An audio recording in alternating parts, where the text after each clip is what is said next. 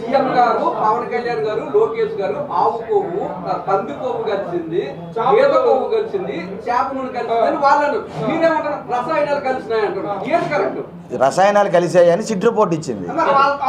క్షమాపణ చెప్పాల్సిన బాధ్యత లేదా? భక్తుల మనోభావం ఖచ్చితంగా. ఇప్పుడు ఏదైతే వాళ్ళు అన్నారో సిట్ రిపోర్ట్ మీద మాట్లాడుతున్నాం. ఇప్పుడు సిట్ రిపోర్ట్ ఏదైతే ఇచ్చిందో దానికి సంబంధించి ఏదండి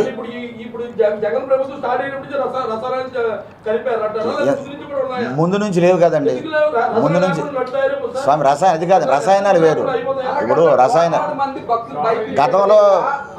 గతంలో లడ్డూలు గుండె అయిపోవడం కానీ పిండి అయిపోవడం కానీ లేవు. గతంలో స్వాతంత్రం వినండి దయచేసి.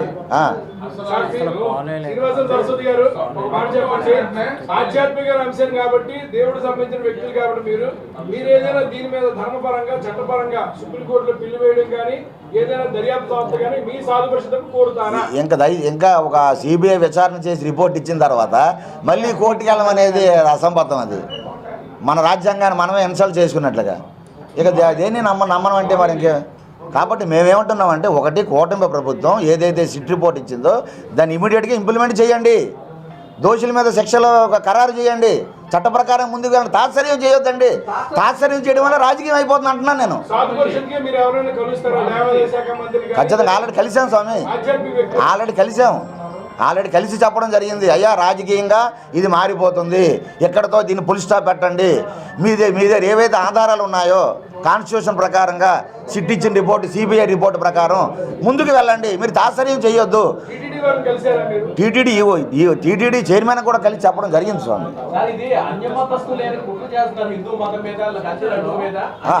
అది కూడా చెప్పాను నేను. ఈ ఫుడ్ ఏదైతే ఫుడ్కి సంబంధించినటువంటి మాఫియా ఏదైతే ఉందో ఉండొచ్చు. అందుకే దీనికి దాని లోతుగా దర్యాప్తు కూడా జరగాలి దీని మీద ఎవరైతే ఉన్నారో. ఇందులో తప్పు జరిగిందన్నారు కాబట్టి అందరూ క్షమాపణ చెప్పాలంటున్నారు. అవును స్వామి. అసలు పందికో కలిసిందో, బీఫ్ కో కలిసిందో, ఫిష్ ఫ్రై కలిసిందో, ఏది కలిసిందో తెలియకుండా ప్రకటన చేసినటువంటి సీఎం ని, డిప్యూటీ సీఎం ని, ఇతరులని సాధు పరిషత్ తరఫున ఏం డిమాండ్ చేస్తారు చెప్పండి. అది హిందూ సాధు పరిషత్ మేము కానివ్వండి, హిందువులు కానివ్వండి, ఎంత గొప్పవాళ్ళైనా ఎవరైనా కూడా హిందూ సమాజాన్ని వెంకటేశ్వర స్వామిని తప్పు పట్టిస్తే క్షమార్హులే.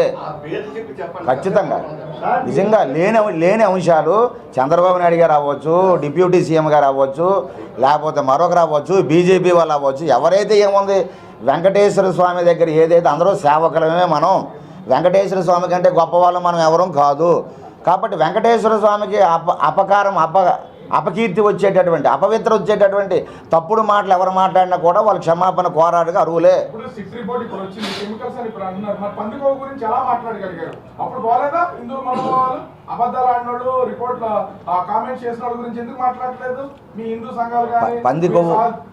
పంది కొవ్వు కలిగిందని ఎవరన్నారు? చూపించండి. జంతు కొవ్వులు కలిసే అన్నారా, పంది కొవ్వు కలిసింది అన్నారా? ఒకటి చెప్పండి. జంతు కొవ్వులు అయ్యా, వినండి జంతు కొవ్వులు, జంతు కొవ్వు చేప ఫిష్ ఆయిల్ అన్నారు, జంతువుల ఆయిల్ అన్నారు.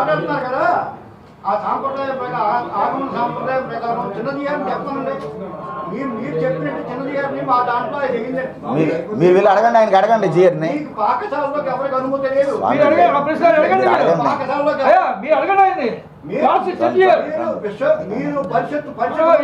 సరే స్వామి దయచేసి